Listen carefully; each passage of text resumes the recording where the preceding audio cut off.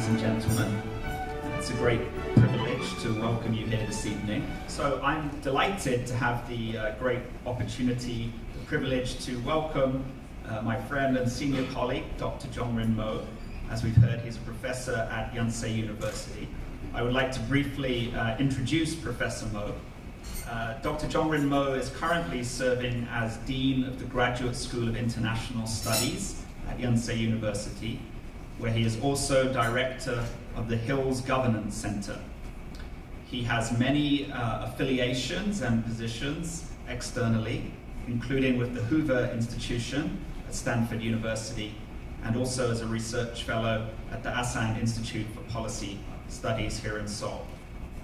During 2004 to 2008, he served as the founding dean of the Underwood International College at Yonsei University. So actually he's responsible for me being here this evening, or being also at Yonsei University. Dean Mo also served previously between 2012 and 2016 as the Vice President for International Affairs at Yonsei University, where I had the great privilege to be his deputy as an Associate Dean. Prior to coming to Yonsei in 1996, Dr. Mo served as an Assistant Professor of Government at the University of Texas at Austin.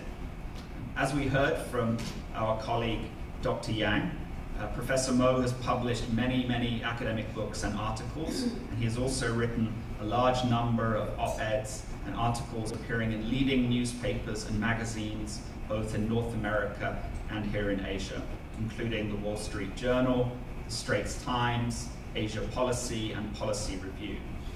One of his most influential recent books he co-wrote with Barry Weingast, Korean Political and Economic Development, Crisis, Security, and Institutional Rebalancing, published by Harvard in 2013. And he also edited Middle Powers and G20 Governance in 2013. His principal areas of research are in international political economy, East Asian development, political economics, and bargaining. Dr. Mo holds a bachelor's degree in economics from Cornell University, a master's in social sciences from the California Institute of Technology, and a doctorate from the Graduate School of Business at Stanford University, specializing in political economics. So without further ado, I'd like to invite my colleague, Professor Jongryn Mo, to give us his lecture this evening.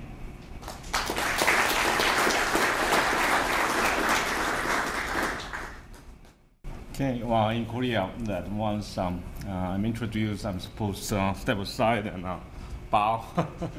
Okay. Then you're supposed to applaud, I guess.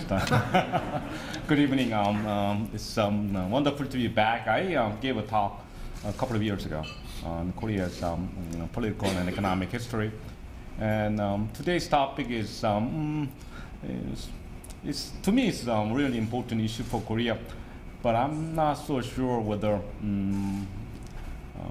distinguished guests will find it interesting, because it's a very Korean issue in many ways. That Korea is an interesting country in many ways, but the fact that everything is in Seoul, concentrated in Seoul, it's a puzzle. I can only think of France as the only other country, maybe Britain a little bit, but I think Korea is worse than Britain and France, and the level of concentration in the leading economic city, which is Seoul. Seoul accounts for about 50% of the national economy, but that includes output produced by Seoul companies. So in terms of headquarters, almost all major companies have head offices in Seoul. So the way it is organized, our industry is organized. Headquarters in Seoul, the research center is a Seoul metropolitan area, and the plants and factories are outside of Seoul metropolitan area in the provinces. So we have this three-level structure, even at the company level.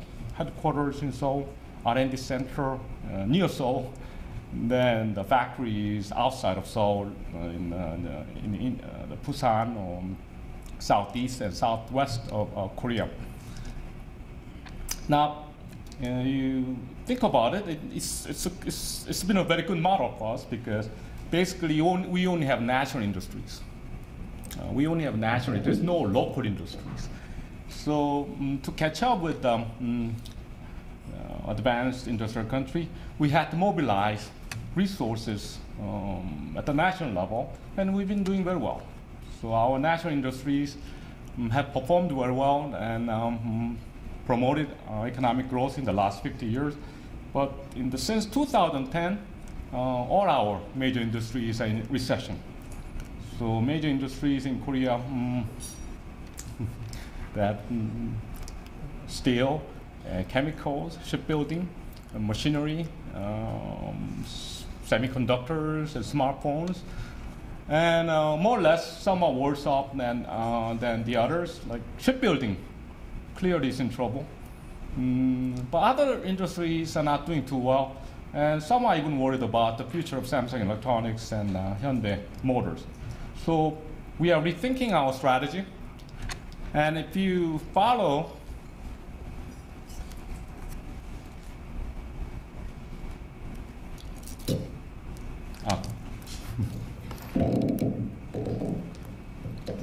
if you follow the Korean news, that you will realize that we are looking for new national industries. So the fourth industrial revolution industries are very popular: robotics, the artificial intelligence, then software industries. But again, we haven't really overcome the old way of thinking that industries have to be national industries. Instead, what I propose that maybe we should look for real local industries, because outside of Korea, everywhere you go, industries are local. Let's say Google is a local industry. GM is a local industry. Europe, of course, is even more decentralized than the United States, with a possible exception of France and Britain, that a town of, let's say, 30,000 will have major globally competitive companies and industries like Basel in Switzerland, many towns in Germany. So why not us? That perhaps if we succeed decentralizing our industry structure, maybe will generate growth from local industries as much as from natural industries. And personally, I'm fairly doubtful that Korea will be able to find new natural industry, because we tried this in the last 30 years. That if you think about after Samsung and Hyundai Motors, the new industries in Korea, think about that: cosmetics, healthcare, beauty, fashion, entertainment. They all grew up independently of the government. So, but we haven't really given up upon the national model of development and industry development. And it's because I think up until 2010, we were doing very well. The American, European experts have been telling us to rebalance away from export industries and support domestic demand-based and service industries. But we said to ourselves, they must be jealous. We are doing so well with natural industry, why should we change? But things are different now. So since 2010, then I think there's the consensus getting stronger that we need a different model. But unfortunately, most people in Korea are still looking for some heroes riding on white horse and come and rescue Korean industry with the big new industries. And to me, the analogy is this: we are in the United States, you will be telling GM to become Apple. So we are telling Samsung and Hyundai Motors to be another Google and Apple, but it doesn't make sense in the United States and elsewhere, but only in Korea. We are hoping that our big companies will switch industries. So this is the background for my research. on small towns and big company, but my audience is basically young people in Korea, so it's not really academic. So my first book is called Small Towns and Big Company. Talked about many small towns in Europe and the United States that produce global companies. And I only chose well-known brands, and let me explain what I did in this book.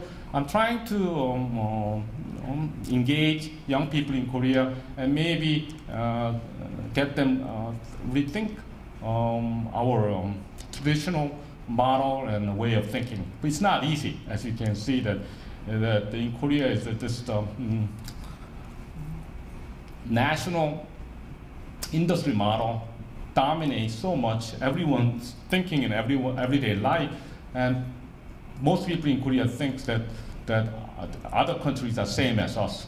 That if I try to tell them it's different in other countries, then they are very reluctant to accept that. Or at least that Korea has to do it the Korean way, so which is basically a national industry model. So in my first book, I start with a simple question, like everyone loves Starbucks, and I bought a cup of Starbucks. I was going to bring it and show it to you. Then Starbucks is very popular in Korea, so everyone knows. But when Korean media go to Seattle, they go to the United States. They don't go to Seattle. So people in Korea go to the United States, interview, let's say, Howard Schultz, and the entire article, they will never ask a question about Seattle. Seattle does not exist, just because we just assume that other countries are the same as us. Everything is in Seoul, that local environment doesn't matter. So I asked this question: why Seattle, Starbucks in Seattle? And more importantly, why is it still in Seattle after becoming a global company? So in Korea, if you start your company in Busan, once you achieve a certain size, you'll move to Seoul. No question, that's just a natural thing to do, but not only Seattle, but other towns. So you may ask, if you're from the United States, that you may question my selection, that Seattle is not a small town. Right? For Americans, it's a big town. It's ranked about top 13 and 14 in the United States, but by Korean standard, it's a really small town. Because the only big town in Korea is Seoul with 10 million people, and even Busan with 3.5 million people. And the metropolitan Busan has about 7 million, considered too small to produce new industries. That's how, in a way, defeatist the attitude is in Korea, that an economy of the size of Busan gave up, basically, that it's Seoul's job. Produce new industries, just give us plans. The basic bargain is that we send best students to Seoul, you take care of everything, just send us jobs and plans. To me, so by Korean standards, Seattle is a very small town. So yeah, please understand my decisions. Portland, even Palo Alto, by Korean standards, is a very small town. And Austin, then 4 cities in Europe and 2 cities in Japan. And I don't have time to discuss every city, maybe Seattle and Starbucks. And my story is actually very simple. So it may not satisfy your scientific standards. Basically, what I'm trying to tell the Korean readers is that, well, there's a reason why coffee is very popular in Seattle. Then most people in Korea think that they only go to Seattle in the summertime. Beautiful weather, sun, but most of the year it's very cold and rainy, and you need a lot of hot drinks. So traditionally, even before Starbucks, Seattle is known for its coffee shop culture. So I tell them that the fact that Seattle is a place of rain and cold weather explains why it's a good place for coffee industry. Then remember what Starbucks is. Starbucks is not just a coffee shop. It's not a drive-in. or pick-up only stores, AC cafe. It's something the Americans are not used to. You just go and enjoy a cup of coffee in a cafe setting. The idea comes from Italy, and people, let's say New York or Silicon Valley, too busy. Just sit around and talk to people for hours. But Seattle is supposed to be, very laid back. They enjoy company conversation. They enjoy talking to people in a coffee shop. So this model worked very well in Seattle. That is officially Starbucks is an espresso coffee cafe. And Seattle's a place as it's a major business area. And when Starbucks started, they raised a lot of money from local investors. And this competitive environment in Seattle, that's how I should say, helped Starbucks to grow and maintain competitiveness. So I tried to keep the story very simple. So the combination of rain, coffee, laid-back culture, innovation culture explain why Starbucks started in Seattle and still stays in Seattle. By now, Seattle is a major coffee industry cluster. And Starbucks has everybody there in Seattle, not only Starbucks, but other coffee companies. And the consumers are very demanding, so whenever Starbucks introduce new products, they test them in Seattle first. So Seattle has become a major consumption and production hub for the coffee industry. So by now, Seattle, Starbucks has no reason to leave Seattle. So another very popular brand for young people in Korea is Nike. And we don't ask why Nike started in Portland, but anybody who knows Portland knows why, because it's a beautiful area, and it's a good place for outdoor activities. So outdoor is the basic lifestyle for Portland. It's the greenest city, and hiking trails and jogging courses cover the entire city. And they have the most number of people who ride bicycle to work. And it's a very active sports city. So it's no wonder that it has produced the world's largest sportswear company. It's not just Nike. It's a Columbia Sportswear is there. And if you want to start a new sportswear company in the United States, you have to do it in Portland. So even Korean entrepreneurs go to Portland to start a new outdoor company. That's how Portland has grown up to be a major innovation center for outdoor sportswear industry. So the story here, of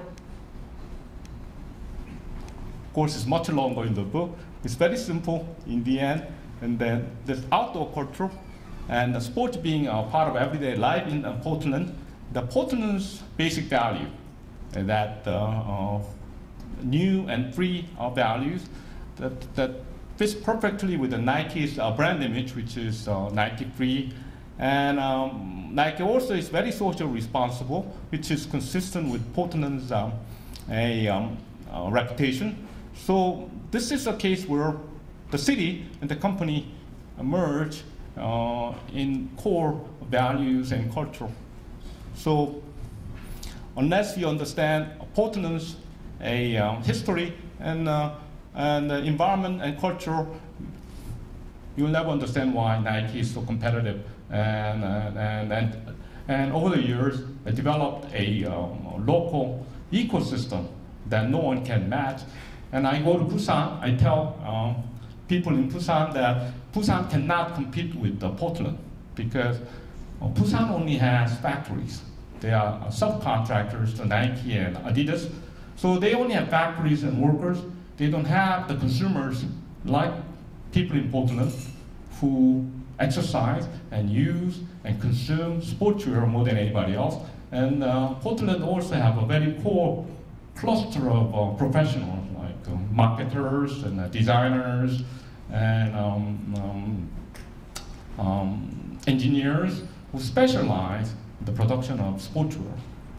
So nowadays, if Busan wants to compete with Nike or wants to produce companies that can compete with Nike, that they have to compete with Portland, not just Nike.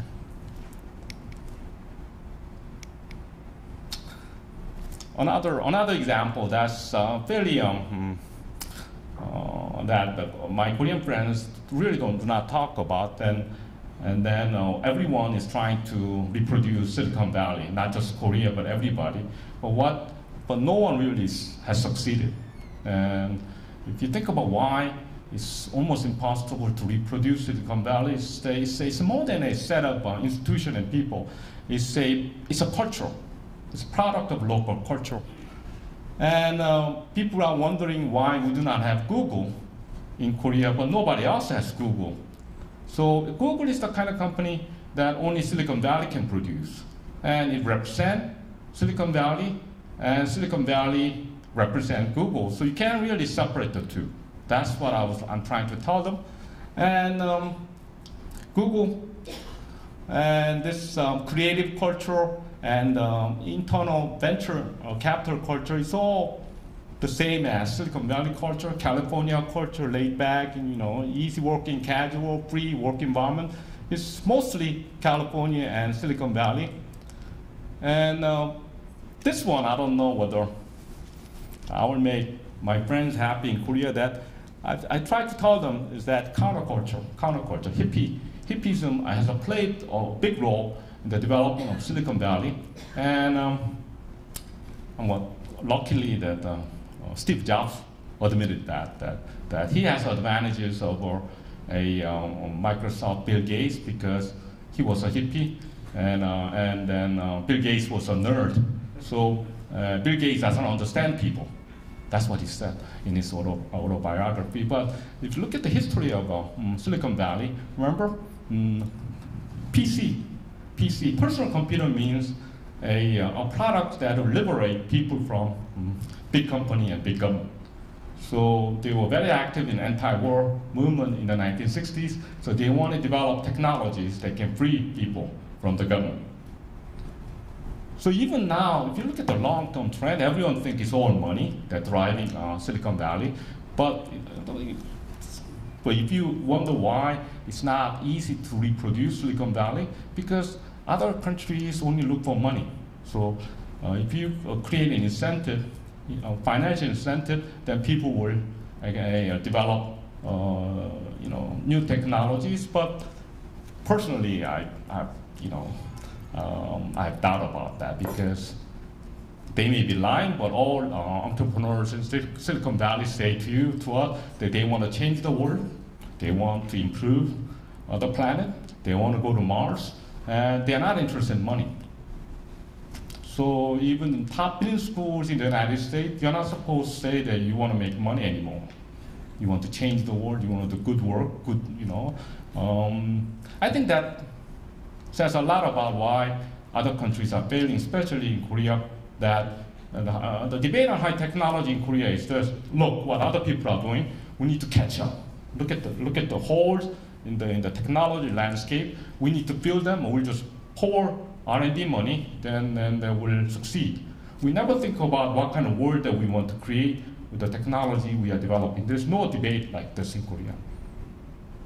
So I think that's why I think that we are not doing, it's not like Korea is really failing or anything, but if you want a innovation ecosystem like Silicon Valley, we have to look at the cultural foundation of that ecosystem. So Palo Alto, and by which I mean Silicon Valley and Google are inseparable. And it's a product of local culture. I keep going, Austin. I have a hard time explaining this case because Whole Food Market is not well known in Korea. But I know if you are from the United States, the Whole Food Market is basically that, yes, my friends say they cannot live in a place without Whole Food or Starbucks. So that's how important Whole Food Market is to American people. But not many people know they come from Austin, Texas. That Texas is Whole Food Market is the largest organic supermarket. So people in Texas, they're supposed to eat unhealthy steak and Tex-Mex, but you wonder why Whole Foods got started in Austin and still based in Austin. So I know Whole Foods Market because I lived there for 5 years in the early 1990s, and the history is also very simple. It's a company founded by a hippie, and he started Whole Foods Market to serve his friends, hippie friends, because historically hippies rejected manufactured food. And okay, so Whole Foods Market first opened in hippie neighborhood and hippie culture, right? And that hippies have won. That's the title of the New York Times article 2 weeks ago. That everything we eat is hippie food now. It has become mainstream, and Whole Foods Market is the best example of that. That how old hippie culture is dominating our popular culture, and this on the plate.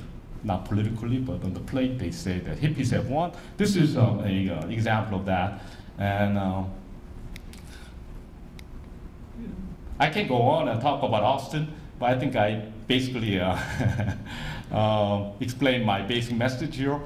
And then maybe I will go to Europe.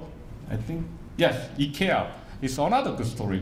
That everyone is so scared of IKEA coming to their country, and then people don't think about why IKEA is so powerful. And to me, it's really easy to explain IKEA's business model. I don't know what strikes, what about IKEA's model that strikes you as very different. And flat pack furniture, like do yourself packet furniture, then you take home and then reassemble at home, or catalog sales, or big store with restaurants in.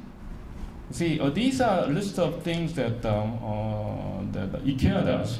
IKEA does. But if you think about why they started with this model, it's the best place to look at is the birthplace, the Småland. And Småland it's an hour from Malmö. It's close to Lund, and supposed to be a very poor area. So if you even go to IKEA store in Seoul, they have this area called Småland, and people think that it's a place for young children. So it's a Småland. It's playground for young people, but actually no. The word Småland come from Sweden. It's a region where IKEA started. It's Almut. It's a city that is about 8,000 people with the IKEA headquarters even now. And so when IKEA started its furniture business, it's in the middle of nowhere, all poor farmers. So they started with the catalog sales. See. So that's why that tradition continues, the catalog, IKEA catalog. Then when they first built an offline store, it had to build one in the wide open field because the area had no commercial center. So from the very beginning, they had a big store. Then people had to drive from faraway places in trucks to shop there. So they, from the very beginning, opened restaurant to serve them. So the big store, and then flat pack, the restaurant, everything, all cheap and convenient furniture, all comes from the fact that their business started in a very small rural area. So they never changed the business model when they went abroad because that's what they could sell to poor Swedish farmers, they could sell them to everybody, middle class consumers in the rest of the world. And they still maintain their headquarters because it's not really a popular company actually. When you look at the history of IKEA, I know you know probably better than I do. It's not a very morally perfect company, but it's very, in a way, very frugal and not very high-paying company.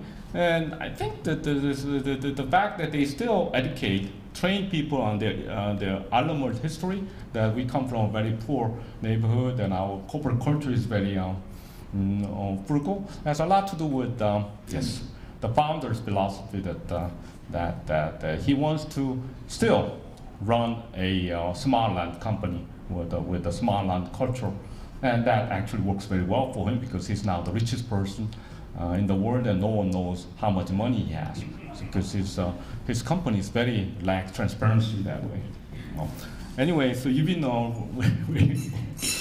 so I think I will skip the rest of the cases and go to Korea because I think that's what you are interested. And I already spent. Do I have 20 more minutes? Okay, so that's small land looks like Jeju Island with a lot of these rocks because it's not very barren, like a volcanic soil it looks like. So they use that's what they do in Jeju. To plant anything, they have to eliminate the rocks and they pile them. And as a windshield or the barriers between different farms. So it shows that it's a poor farming area. So Nestle and Vube is an easy one. And if you want to start a food company selling healthy and clean food, Vube is the perfect place, right? Like Alps and very and naturally, environmentally, a strong area. So they started with baby food formula, with the milk from the Alps and then the cereals from the local farming areas, and just looking at the pictures, it's obvious that the story is a bit more complicated. But I tell them that to my young people in Korea that again, the image of brand image of Vube and the brand image of Nestle reinforce each other. They're perfect for each other, and that's one reason why I think they are staying in Vube and not moving to big cities. And this one example from Asia, and Kyoto. Then Kyoto used to be the capital of Japan for 1,000 years before they lost that status to Tokyo in the 19th century. And one of the major companies in Kyoto is Kyocera. That the word Kyo is a shorthand for Kyoto ceramics. So Kyoto has Japan's most sophisticated electronics industry, and Kyocera is the largest one among them. And when Inamori started the company, he decided that want to add the name Kyoto to his company name, and because Kyo means the premium brand, not only in Japan but also in the rest of the world.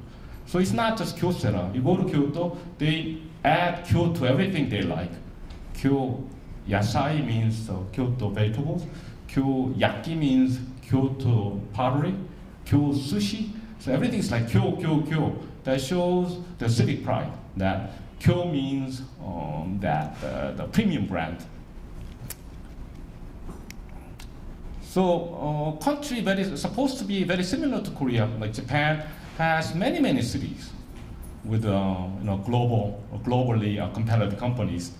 Suwa is a Nagano prefecture, has Epson, Seiko Epson, and but the list can go on and to explain the relationship between Kyoto and Kyocera, I use this. Rely on what I call Kyo culture, meaning that premium brand.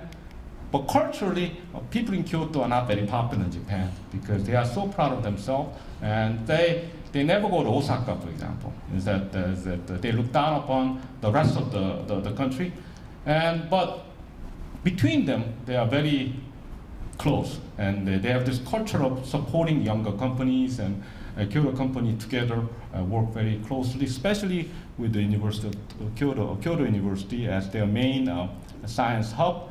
And again, I would say that Kyocera is a fine product of Kyoto environment, the Kyoto culture, and can't really separate the two. But only in Korea, I'll skip the people who were very important in promoting these cities and companies. And yes, it takes people to take advantage of local conditions and turn them into business models and companies. And these are some of the people that made that possible. And another thing they have in common is that they are very open to outsiders. And many of these founders were outsiders, and they are okay. Then globalization that I realized when I did this research that the small towns everywhere have the same problem, that they have to compete with the big cities, and to compete with companies from big cities, they tend to go abroad, go overseas, because national advantages don't work in international market. That's what they say. So companies in big cities, like leading cities, have advantages over companies from small cities. So we are not going to compete with big city companies in the national market. We'll go abroad. And Kyocera's story is very moving in this regard, because when he first started his company, this is what I said, that we opened a branch in Tokyo, but companies in Tokyo wouldn't buy anything from us. So he thought, maybe if American companies buy from us, maybe Japanese companies also buy from us. So he went to the United States without any friends, went to Fairchild Semiconductor and persuaded them to buy their products, and that's how they got started. So every company in Kyoto, right, their percentage of overseas sales is much higher for Kyoto companies and Tokyo company, because Kyoto companies are much more globally oriented.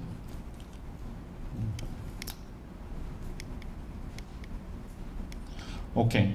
But in the end, I want to emphasize the local conditions and local resources that can be the basis of competitive advantage for new companies. That, as I explained, I hope that each of these cases shows that even a big company, right, started as a small company in their own small market. So their business model was geared toward, right, maximizing their profit in the local market.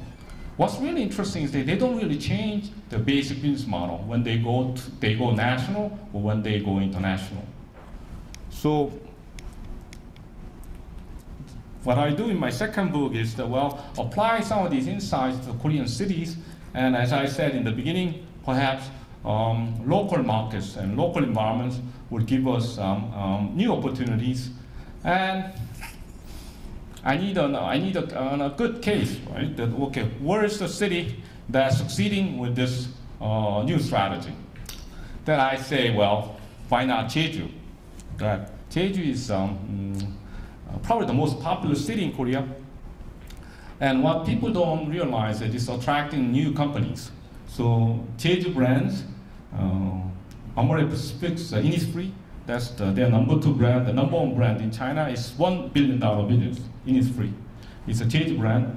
You know that you've probably been to Osolo tea house, probably one of the nicest tea house in Jeju.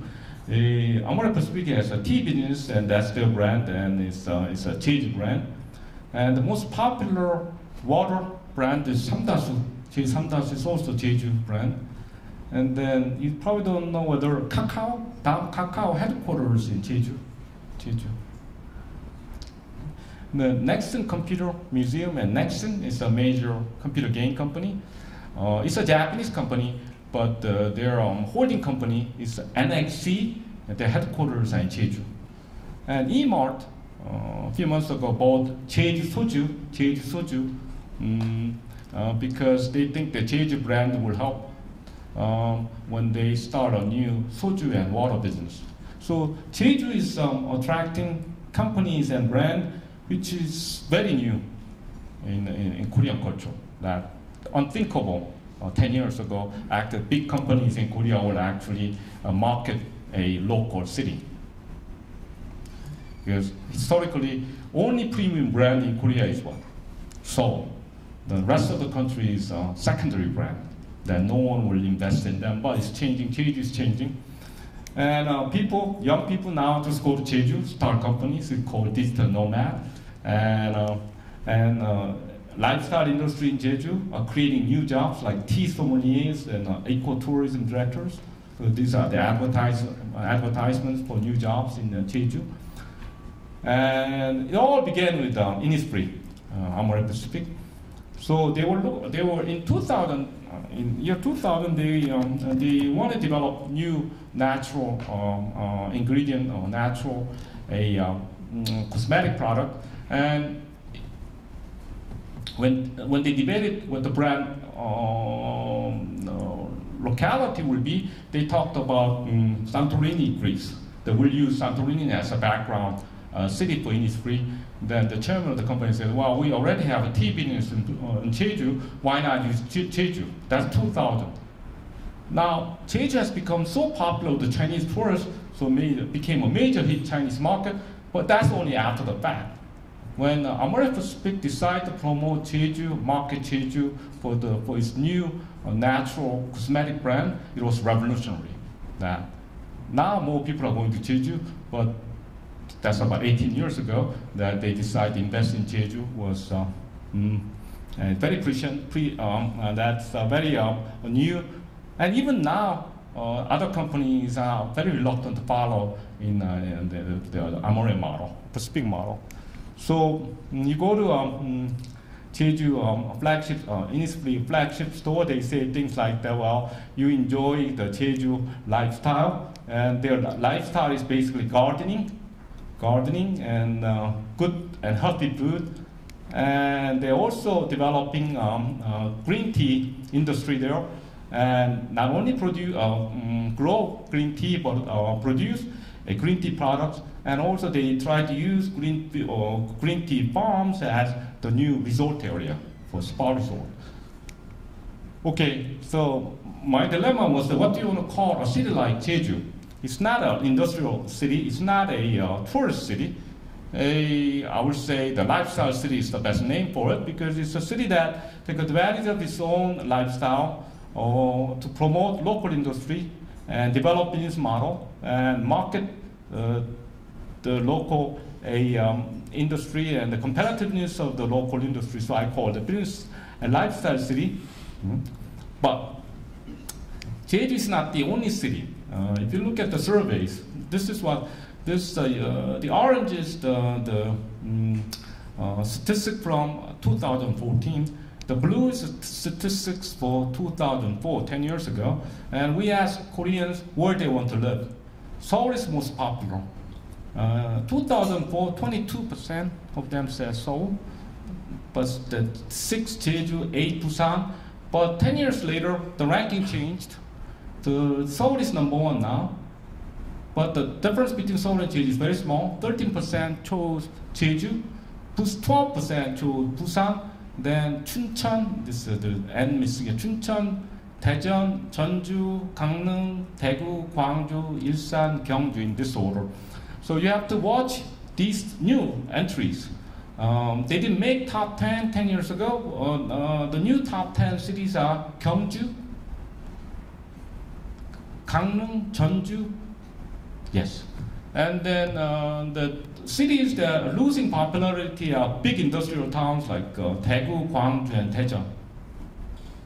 So I call Jeju a lifestyle city, and the Busan, Chuncheon, Jeonju, Gangneung, Gyeongju lifestyle city. But these 3 cities didn't make top 10, but they are very popular now. Tongyeong, Suncheon, and Andong. So what's happening in Korea is that, well, what they have in common, all these cities are not industrial cities. They are historically tourist cities of very attractive local culture and lifestyle. So for about 12 and 13 cities in my book, I recommend new industries, lifestyle industries, based on their history and culture. Coffee is already the big industry in Gangneung.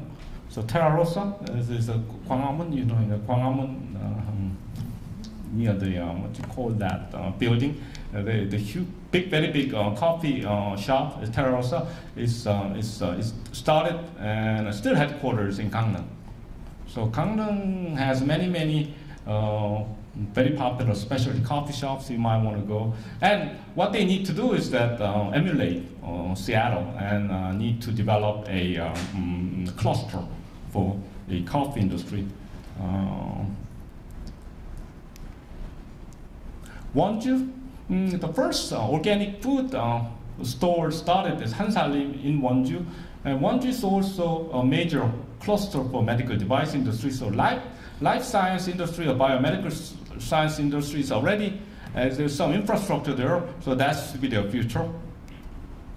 Daejeon have no choice. I mean, it has the largest research park there, and they have to, one way or another, find a way to become Silicon Valley, but I already said a lot of negative things about that kind of effort. But for them, they have to move from science research park to Silicon Valley. And Jeonju, it's K-style, all K-style, Korean food, Korean dresses, Korean houses.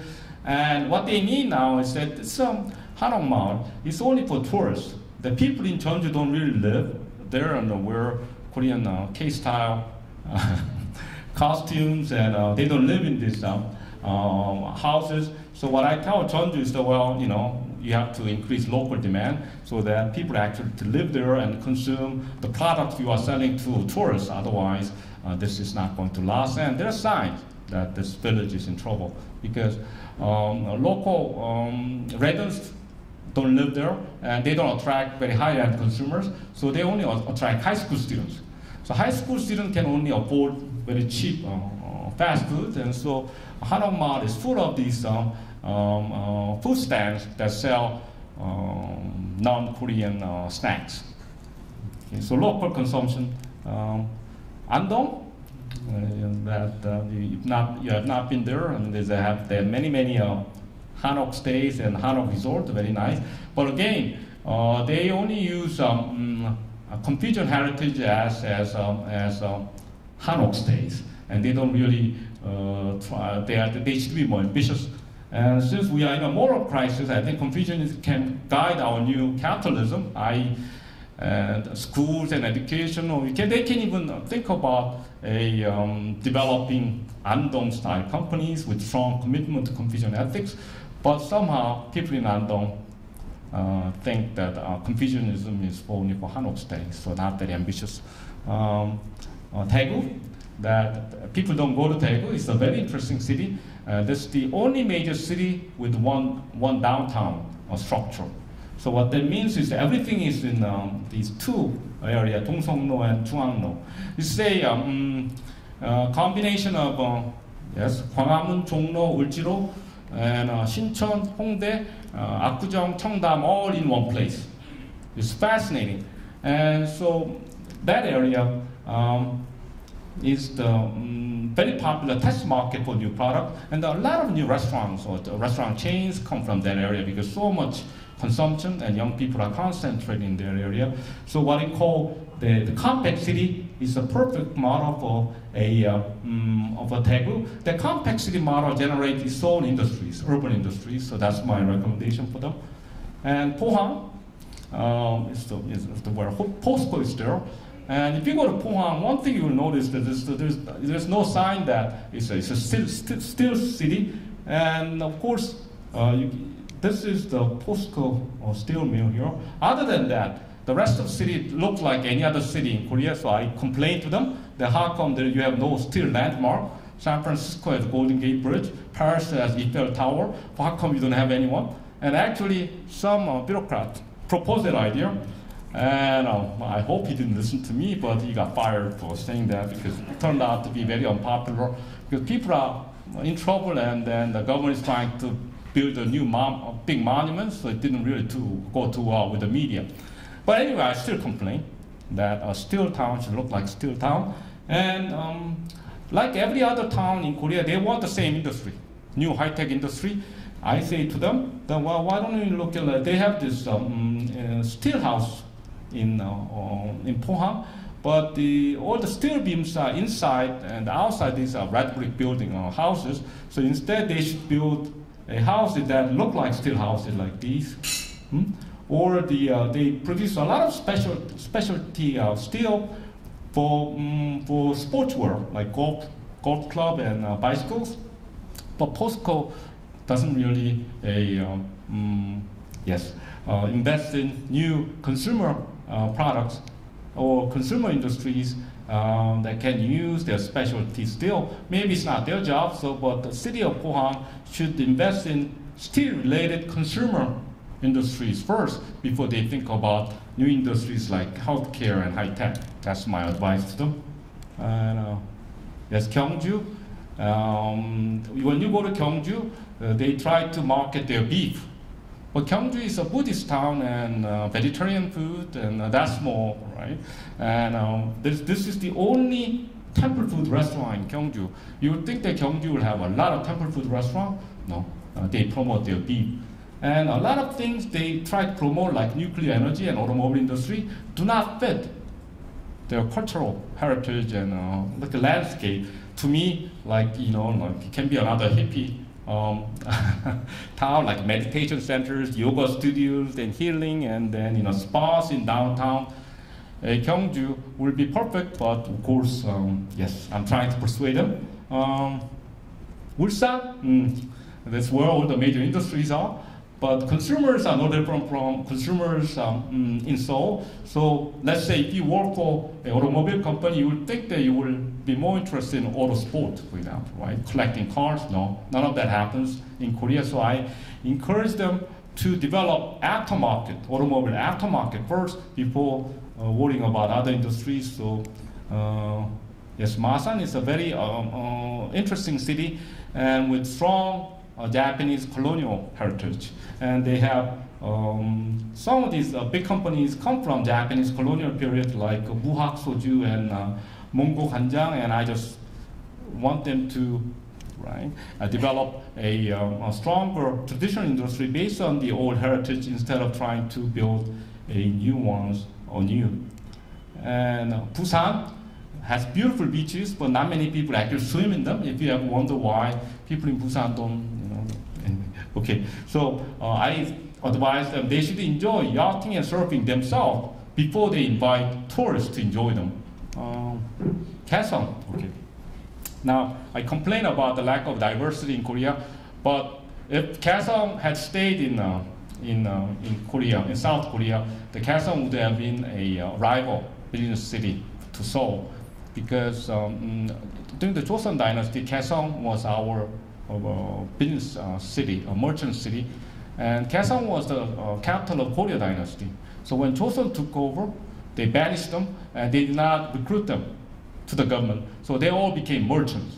So 500 years, the Joseon commerce was dominated by Kaesong merchants, and some of them came to South Korea. They started some of the new companies, Amore Pacific, then Paris Baguette, and Oriental Chemical, Otugi Shipum. Some of the most competitive consumer product companies in Korea are Kaesong companies because they have that 500 years tradition of merchant. So it's like Kyoto. What's Kaesong to Korea is what Kyoto is to Tokyo, and they are very independent, and they have very they look down upon Seoul, like Kyoto looked down upon Kyoto. But anyway, we lost Kaesong to North Korea during the Korean War.